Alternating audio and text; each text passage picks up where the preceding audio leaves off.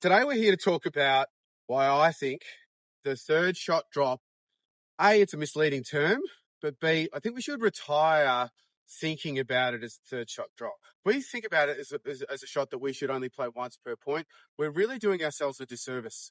The drop shot, that particular style of shot, is something that's essential throughout a pickleball point. And if we're only practicing it as the third shot drop, we're ignoring all of the possibilities of what might come during and through a point. What I also see is that when people do practice it as the third shot drop, they're practicing it static. They're practicing it standing there at the baseline, hitting shots like this.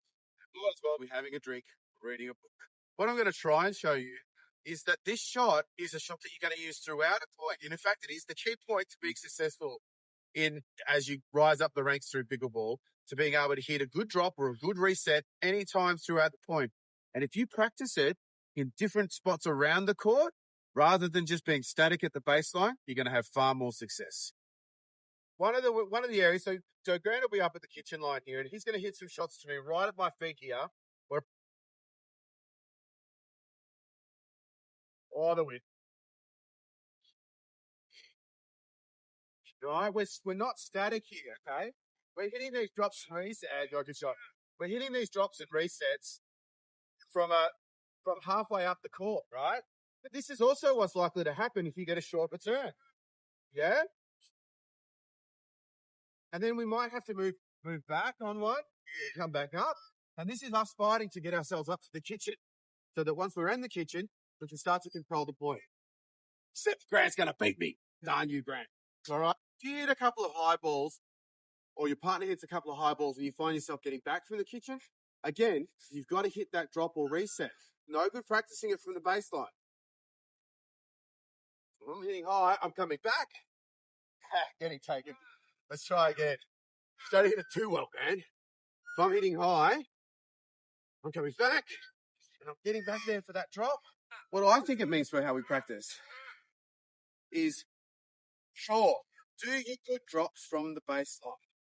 There's one really good exercise called the slinky, which I think is a good way of putting some dynamic movement into the drop shots and resets to make you think more about how you're going to hit those during a game scenario. And what we do here, do 3 good dinks. 1, 2, 3, take a big step back. 1, 2, 3. You can see Grant's not giving me freebies here. 1, 2. That's a bit high. That's all right. 3. Big step. 1. Now we're back at the baseline. We're in defense mode. Damn it. But you get the point. Then from there, what we're going to do is we'll start doing our 3 from here again. 3. 1, 2, and 3. And I'll use that to step in. 1, 2, 3. Now, Grant, when he's nasty at me, he's going to try and hit that at my feet. 2. So I've really got to dig those out. I'm going to come in. Probably the wrong one, but all right. Got there. 1, 2. And I'm back at the kitchen line. This is a much better way of practicing those shots than sitting static at the baseline, boring yourself shitless, frankly. So what I want to say is, let's kill the term third shot drop. Let's call it a drop. Call it a reset. I think reset's slightly different. Let's call it the drop, and let's work on it all across the court at any different time, because the third shot's only one time you're going to need to use it throughout the point.